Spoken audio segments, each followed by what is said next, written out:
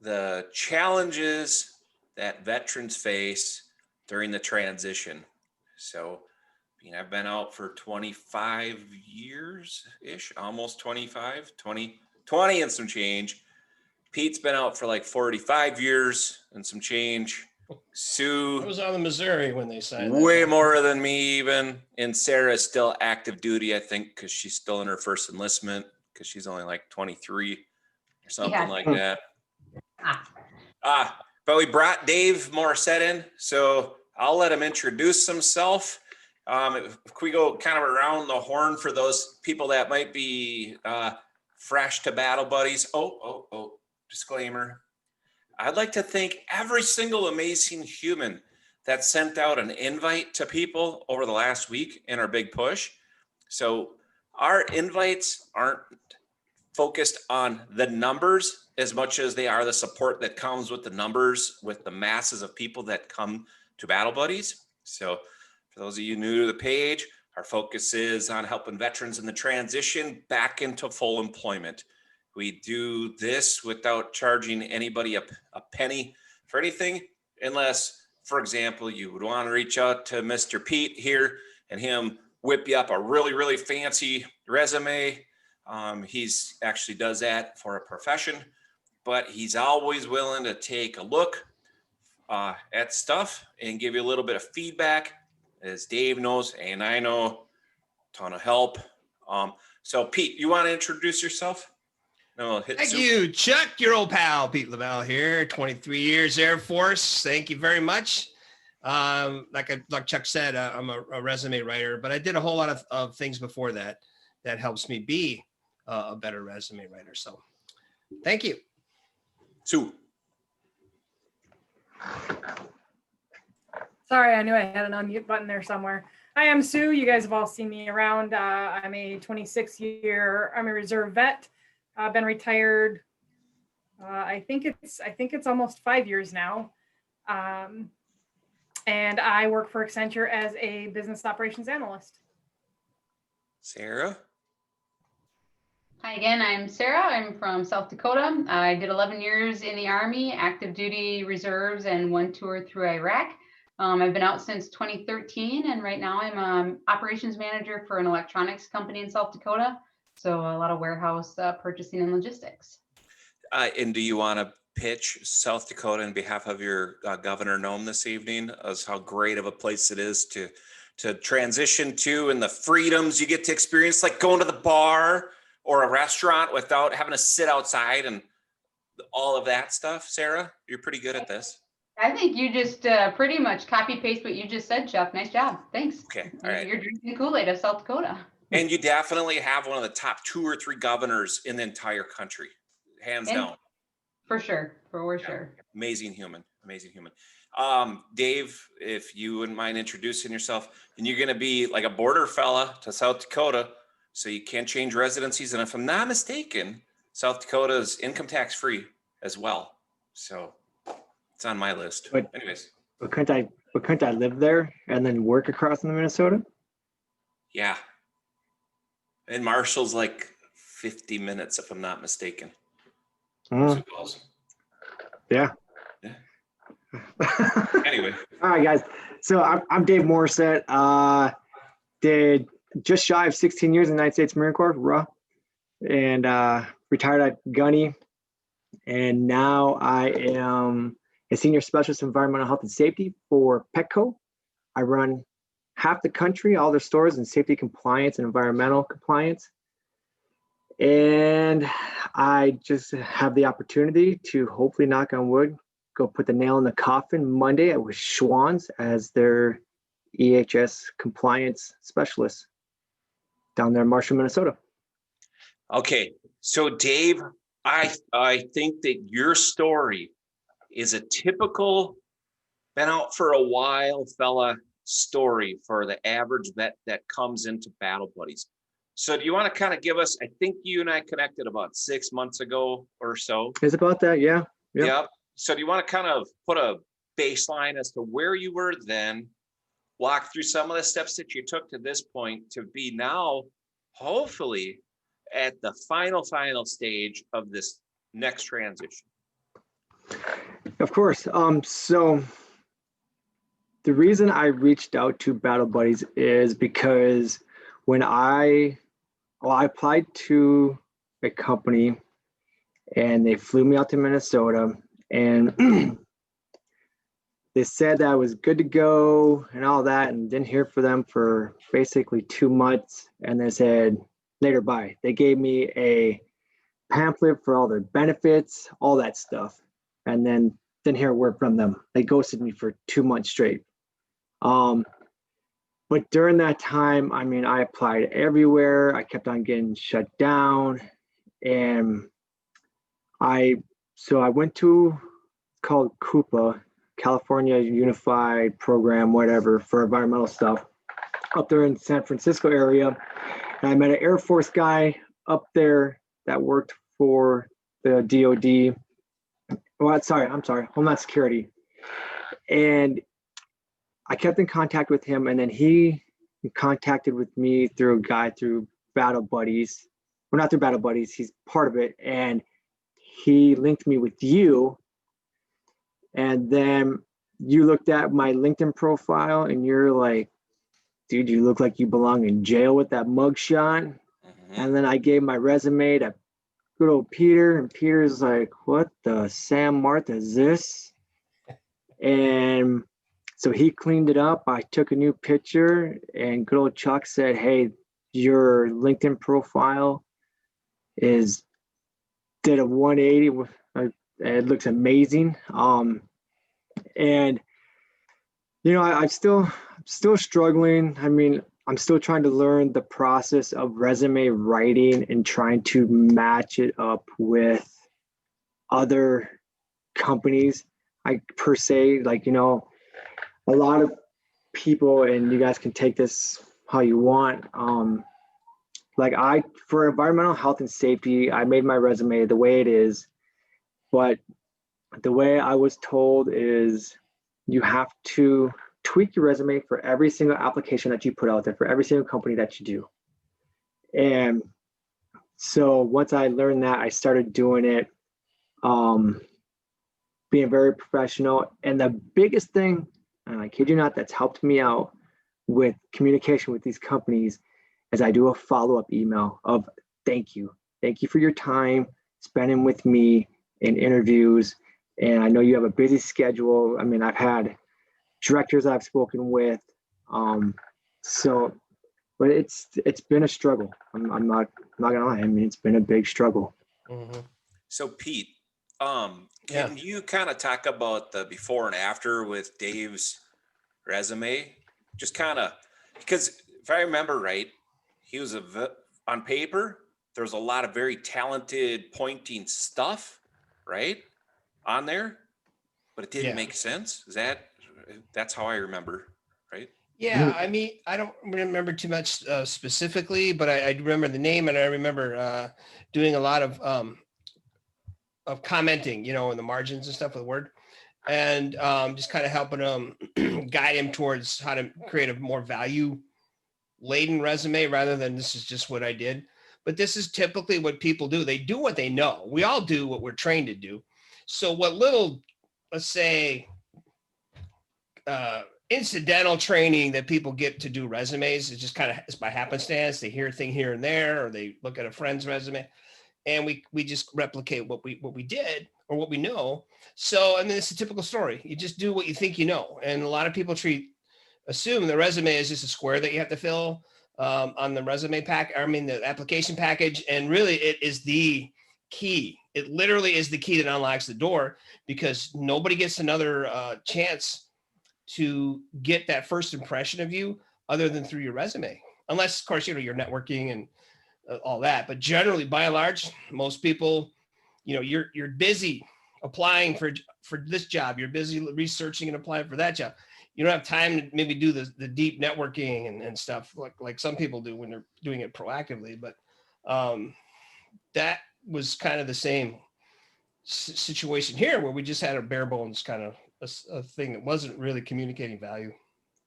Right. So basically with my resume, the before picture of it was me basically taking the description of my job, copy and pasting into my resume. And then like Nobody some of the gives a bullet shit points, about that. right. And doing, what I've accomplished in like as a safety person in the jobs. But when Peter looked it over, he took all that garbage out. I mean, it was almost 2 pages long.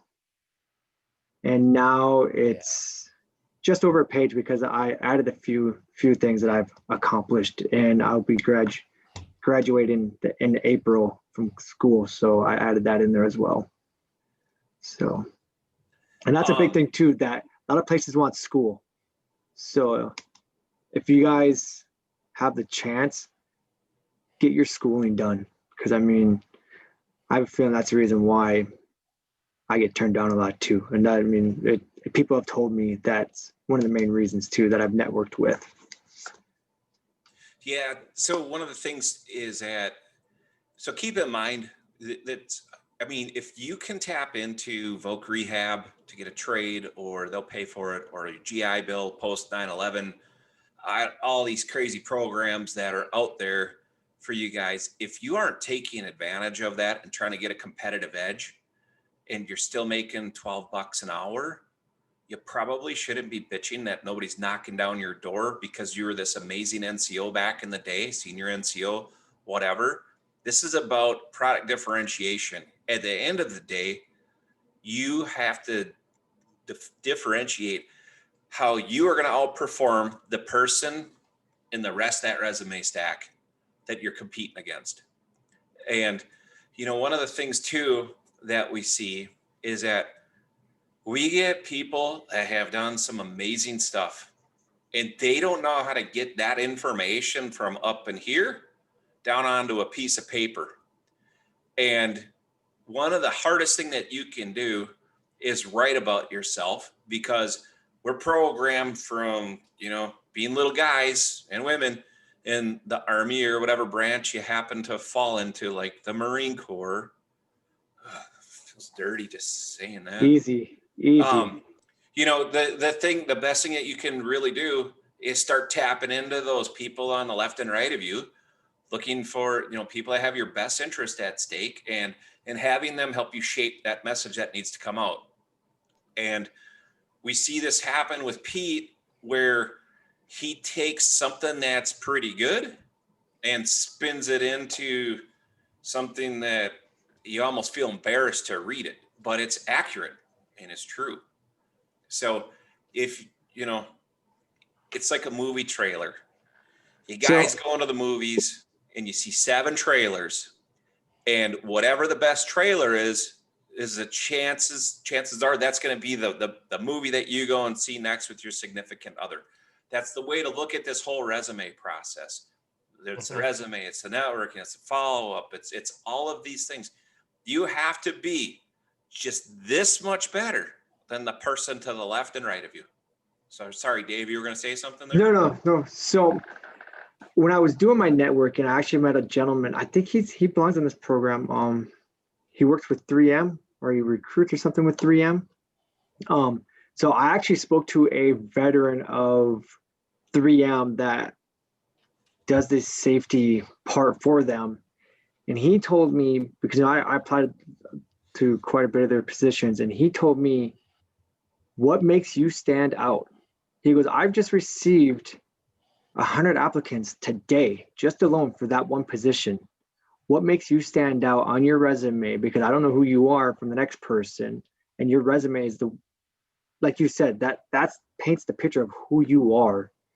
And I mean, and like I said, I'm very, very thankful for you guys and making me not look like a thug no more. Parolee. Oh, parolee. Sorry, parolee.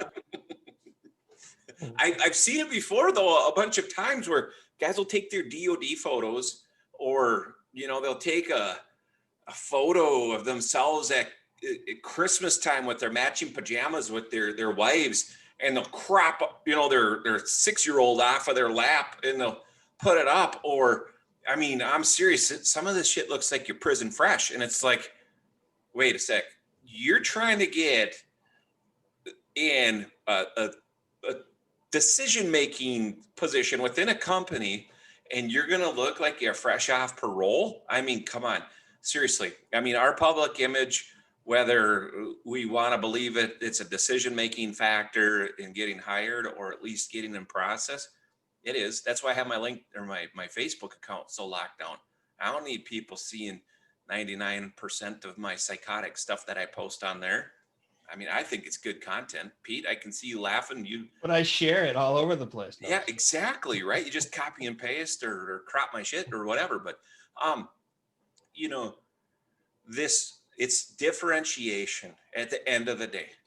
You know, I mean, I don't know how to put it other than that. If you're in the position to take on, risk assess, right? Let's see, bad guy sitting behind the window, or maybe a bad guy behind the door. What am I going to kick in, right? It's pretty obvious, right? You Marine guy, you know which one you're going through. You guys are going to blast that breaching kit. Going head first through the window, buddy. I don't know about Yeah, you. right. You throw I'm private for the through the middle window. corner. Yeah. But you know, when you can mitigate your risk as a business owner as to find somebody that can narrate their background and how they'll fit into your organization and how they're going to make you money or make great decisions in your behalf, there's only, you know, there's until you get to that interview stage, it's all on paper. So, and I'm sorry, I'm kind of speaking a little bit too much this evening. Pete, you're the resume fella. Yeah. Plus you got to add into here.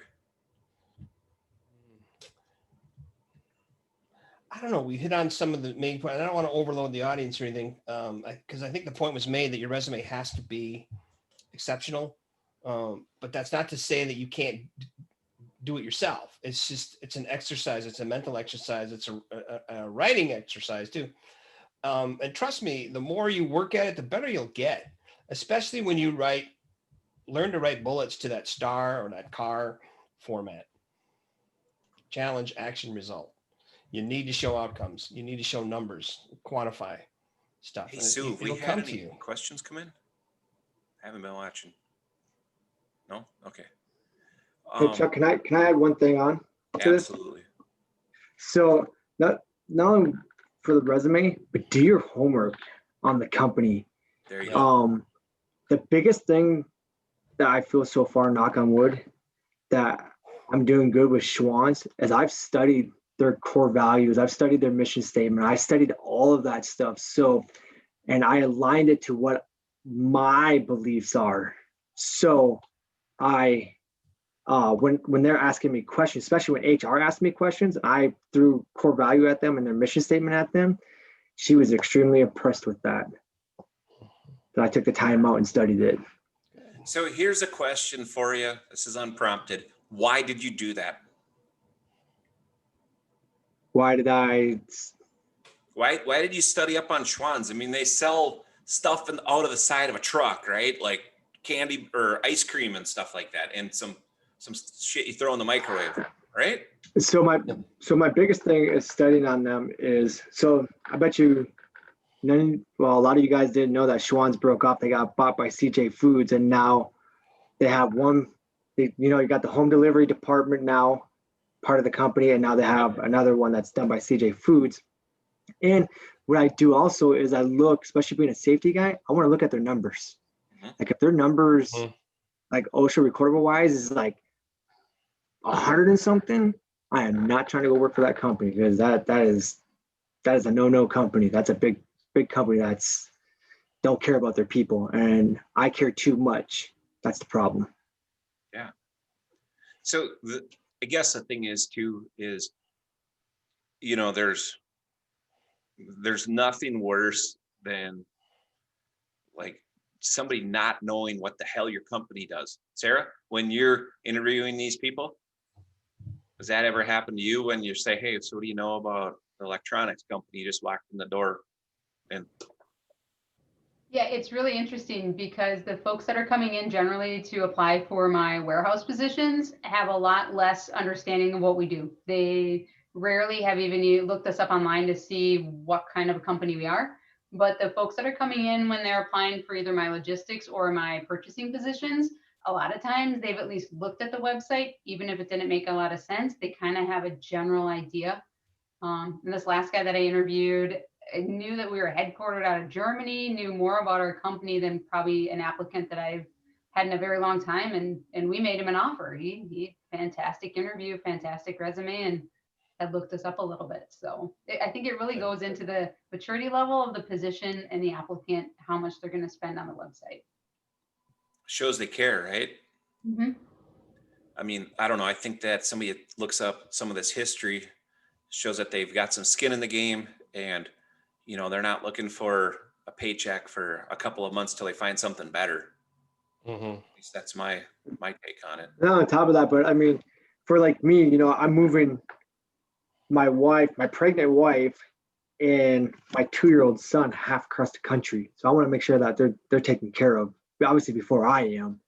And you know, speaking to Schwann's, the director and the manager that for safety, you know, it's a good company. I mean, and I Amazing company. feel that, yeah, I feel that they're going to take care of me. So, and my family. That is a great company. We've actually, so in Battle Buddies, guys, outside, I'm sure Dave's going to have the door open, email available, whatever, once he gets landed at Schwann's.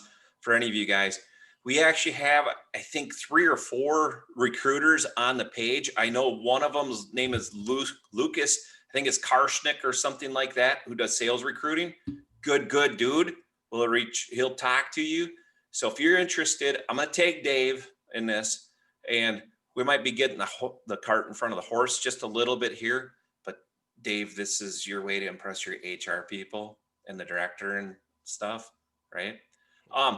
But you know, this is the last question. I'm not going to finish this statement I was about to make. How much of your focus was on networking or speaking to people within companies to get you into companies? The resume sounds like you knocked that out. So just curious about post-prison. Networking, I'm not gonna lie, I have bust my butt off. I have networked people on New York, Mission, Wisconsin, Battle Buddies. I mean, I have them all over. I have people in Idaho now. I have people up in northern Minnesota that I've networked.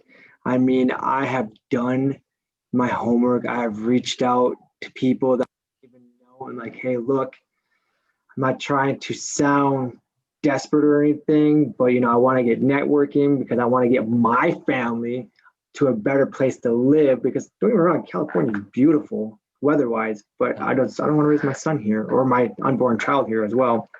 So I mean, I've done quite a bit. I went from probably 35 people on LinkedIn profile to I think I'm just over 100 now in 6 months for networking.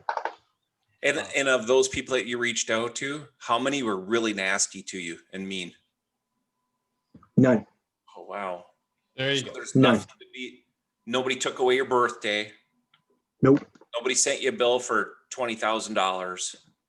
Nope. I actually have recruiters reach out to me now asking me for jobs. But like I said, like I just had one reach out to me saying, hey, I have a job, EHS manager position just outside of St. Louis. Can we talk? And that's from looking at my profile. Wow. So Sounds amazing. yeah. What a difference a couple battle buddies make. Yeah, exactly. Too bad they're Army and Air Force though. Just kidding. Hey, my grandpa was a Air Force fella, pretty, you know, he's one of those lucky bastard guys from World War II. So I have a soft spot for Yeah. Air Force, but not modern Air Force. They don't do anything. They just drop big bombs on shit. No, I love all my You're brothers funny. and sisters. And they bring food to people, you know, Right? you're the bad guys for the ground troops, you know, little stuff, right? Right, Pete? Yeah. So here, I want to end with you, Dave, on this, but what's one thing that you think that anybody watching this still 25 minutes into our 20-minute show, should do this week? Sarah, one thing, if you were in Dave's position, that you would use for advice for our battle buddies. I would say make a list of what you really want to do. And then make a list underneath it of what's stopping you from doing it. And then just see where that gets you. Just write it down. You might be surprised. It might be unattainable. It might be easier than you think, but just what do you really want to do and what's stopping you from doing it? Cool. Sue, you're up. I'm gonna actually deflect. We did have one question pop in. I'm thinking that this one is probably directed a little bit more towards Pete, but John wants to know, is there a certain point after which it's better to leave the resume work to the pros? Kind of like taxes. Yeah, that's a great analogy. Pete. And that is kind of how I sell myself. I mean, if you give your tax burden over to a professional, yeah, it's going to cost you some money, but now you've got all that time back in your wheelhouse to do with what you please. You're not spending day upon day trying to make the perfect resume or do the perfect taxes. So it really is a personal choice, and you need to decide how much you want to invest. And I want to lean on that term investment because it is going to come back to you when you do invest in things like that. And even, I mean, I'm not just saying this to be for myself, but interview coaching or career coaching, any of that stuff is an investment in yourself. And there's nothing wrong with that because it is going to pay at a higher wage. I once had a guy, I'll tell you this real quick. He graduated college like somewhere in the 80s. He paid $2,000 in 1980s currency for a resume. And he said, that got me the higher position. And from then on, I was always at the top of my game until I decided to go into business for myself. He said, the best, it was a lot of crazy money back then, but it paid for itself over and over again. So Okay. hope that answers the question. I think it does.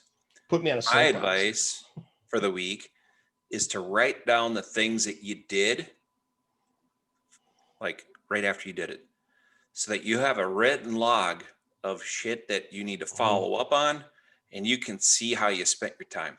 So if you reached out to someone and they're like, hey, call me on Thursday, you got that written down, and it's not next Thursday like I'm notorious for, or 5 Thursdays from now, and you can do all your good follow-up. And then at the end of the week, if you didn't have any what felt like forward progress, you can look at this big logbook and be like, oh my goodness, I actually did 80 hours worth of work, even though I accomplished nothing. So this is about moving the ball down the field. You're not going to score a touchdown on every play, but it'll get you closer to the end zone. So write shit down. Dave, final words, Dave. Final words is one, because I got told this by Steve, make a roster of every job that you applied to, because it does become overwhelming, especially with like for someone like me that I've applied probably over to 100 positions now. But I keep track of it on an Excel spreadsheet.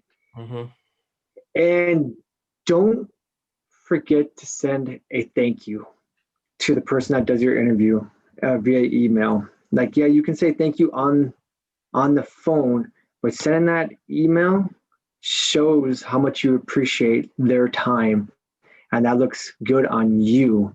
And again, do your homework and think about it this way. I went from being medically retired to a truck driver for a little bit, to a warehouse guy, to working as a stock boy at PetSmart, to hopefully now, knock on wood, be in the EHS compliance for Schwann's, because I didn't give up and I reached out, I networked my butt off, and I wrote, well, I had actually Pete write my resume for me or touch it up for me and make sure I didn't have my mugshot anymore from what Chuck said, and network people, and stay positive. Don't be negative, stay positive. That's a fantastic place to end. Thanks. All right. Anyway, thanks for joining tonight. Make sure that you guys are off this Blue Falcon kick and invite some people to the page. Blue Falcon's like this new stuff I learned about, like when I started Battle Buddies a year ago. I had no idea what that meant. So that should trigger you younger fellas. All right. Dave, you know what Blue Falcon is? It's buddy, you know. Okay. Yeah. So keep the invites coming. we got 22 million people that should be here, technically speaking, assuming that all vets have Facebook. But you can see just by tonight where the value comes from hearing the story from Dave. Very, very relatable, but it's a system in the process that if you follow it, you will be successful. That's a guarantee. So thanks for everybody. Have a good evening. Have a good night, everyone. Get it.